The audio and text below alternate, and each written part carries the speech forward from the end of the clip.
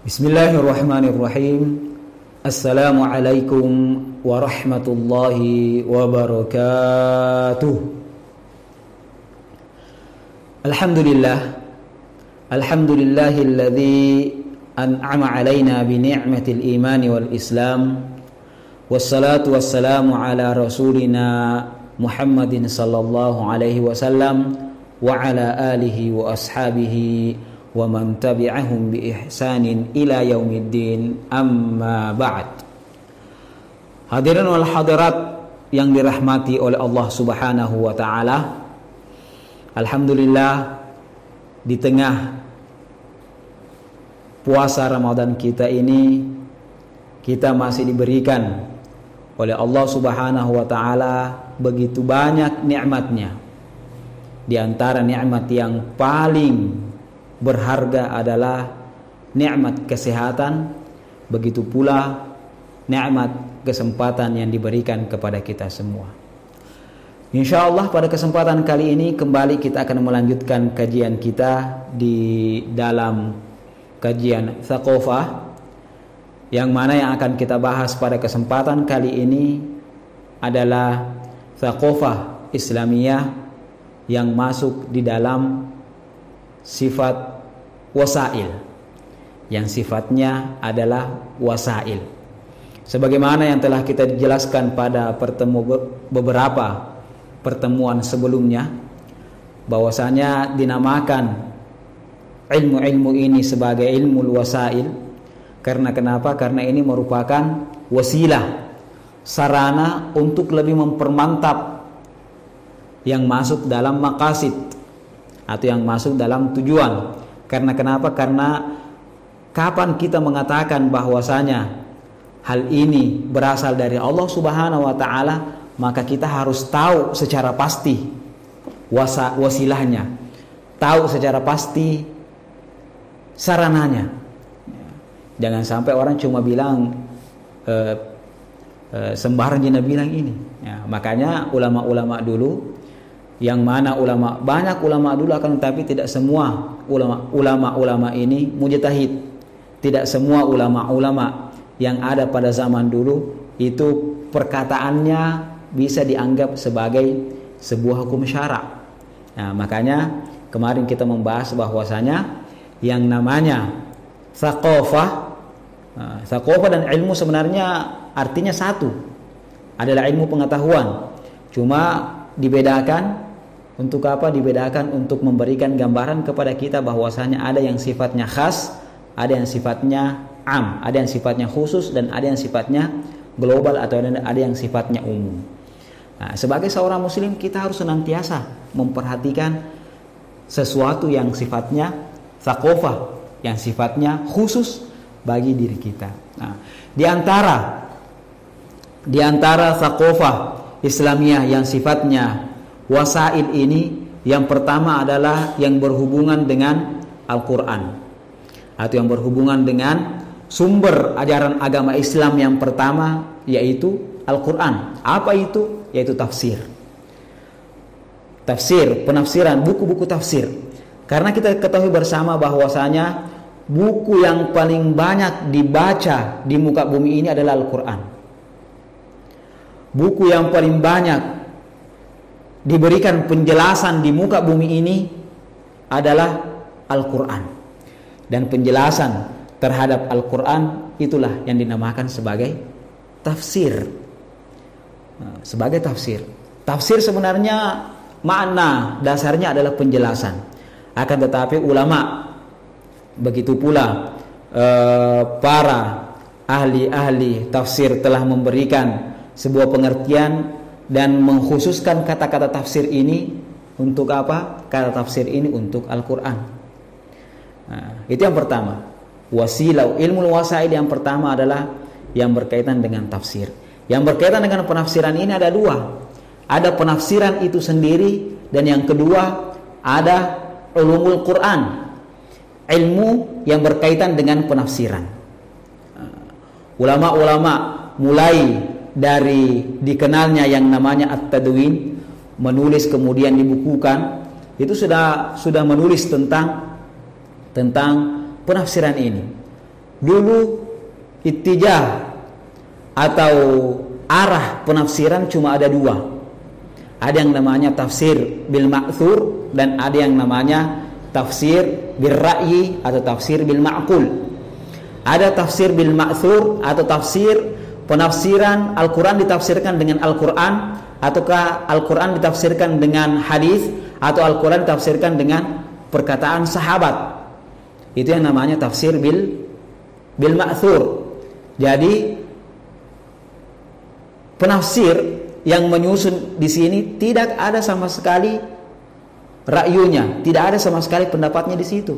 Nah, sebagaimana kita kenal misalnya ada tafsir Ibnu Katsir, di dalam tafsir bil ma'thur ini ada Adwaul Bayan dan lain sebagainya.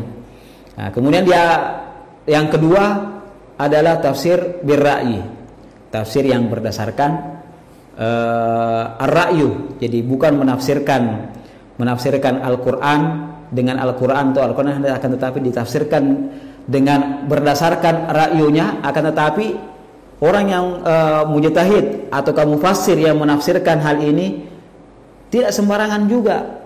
Karena kenapa? Karena dia harus tahu dulu yang namanya ulumul Quran, harus tahu dulu kaidah-kaidah penafsiran.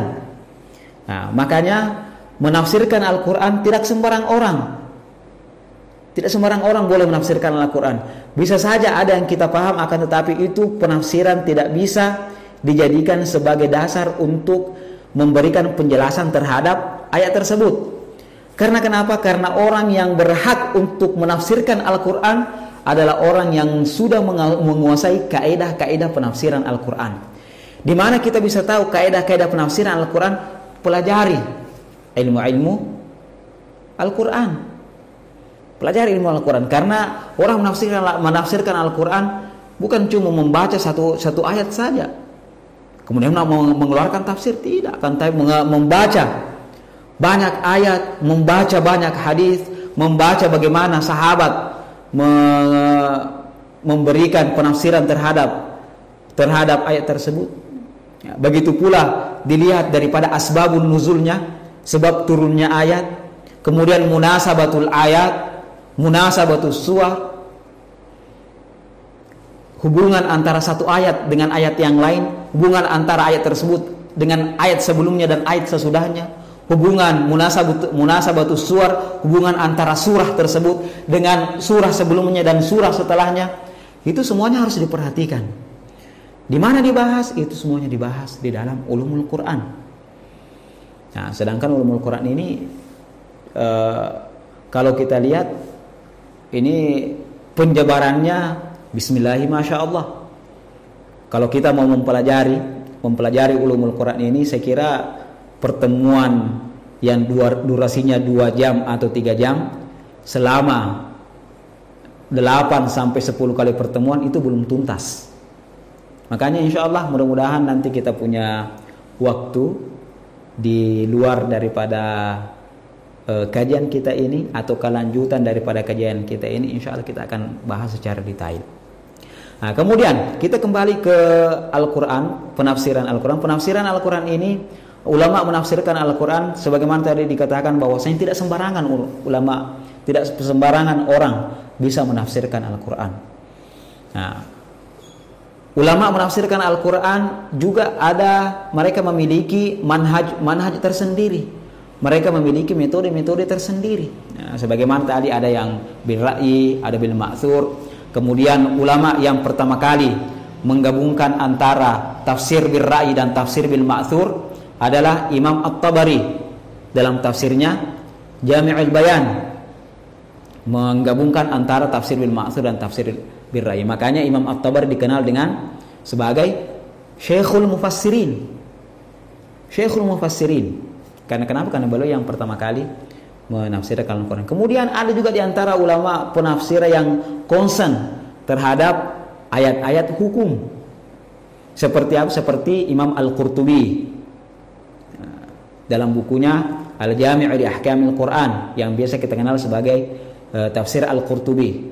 Yang lain juga banyak. Di dalam fikih Maliki misalnya ada Ahkamul Quran Ibn Al-Arabi.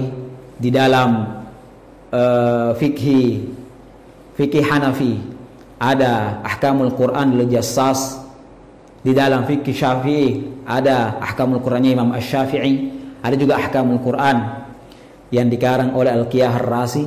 Itu semua adalah bentuk-bentuk penafsiran dengan manhaj, dengan metode tertentu. Ada juga yang konsen terhadap syariatnya yang banyak dibahas, seperti tafsir Fakhruddin Ar-Razi yang dikenal dengan At-Tafsirul Kabir. Ada juga yang konsen dengan permasalahan-permasalahan yang banyak yang ada kaitannya dengan permasalahan akidah, seperti Ruhul Ma'ani lil Alusi dan lain sebagainya. Ada juga yang banyak membahas tentang masalah lughahnya, masalah bahasanya, seperti apa? Seperti Bahrul Muhit karangannya Abu Hayyan dan lain sebagainya. Nah, oleh karena itu, untuk yang pertama ini kita mempelajari bahwasanya yang namanya ilmu wasai, dan ini seharusnya kita tahu. Akan tetapi ini sebagaimana kita jelaskan pada pertemuan sebelumnya, bahwasanya mempelajari yang masuk dalam thaqafah Islam yang sifatnya wasail itu fardu kifayah.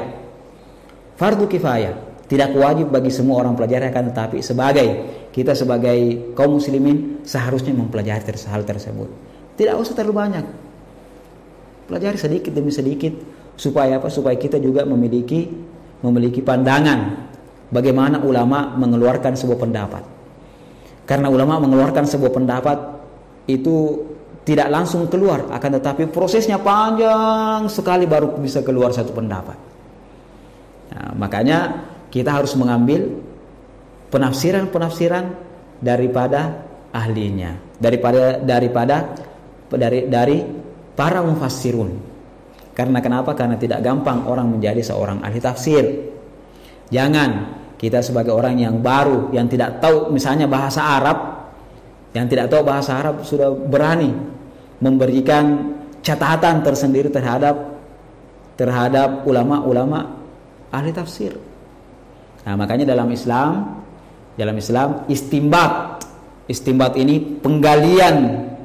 penggalian hukum, apakah ada kaitannya dengan masalah akidah, ada kaitannya dengan masalah syariah, ada kaitannya dengan masalah akhlak, itu diambil dari ahlinya. Kalau dalam Islam itu dinamakan sebagai seorang mujtahid.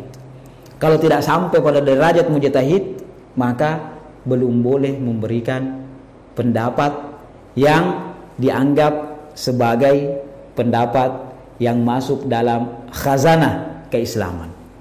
Mungkin sampai di sini apa yang bisa kami sampaikan pada kesempatan kali ini. Mudah-mudahan sedikit memberikan pencerahan, sedikit memberikan manfaat terhadap ilmu wasail. Dan ini sekali lagi, ilmu wasail ini digunakan untuk lebih memperdalam maqasid kita yang telah kita pelajari, yang telah kita kaji pada pertemuan-pertemuan sebelumnya. Oke, mari kita bersama-sama menutup kajian kita pada kesempatan kali ini dengan membaca doa kafaratul majlis. Subhanakallahu wa bihamdik, nashhadu an la ilaha illa ant, nastaghfiruka wa natubu ilaik. Akhirul kalam, wallahu musta'an wa alaihi ittiklan. Thumma assalamu alaikum warahmatullahi wabarakatuh.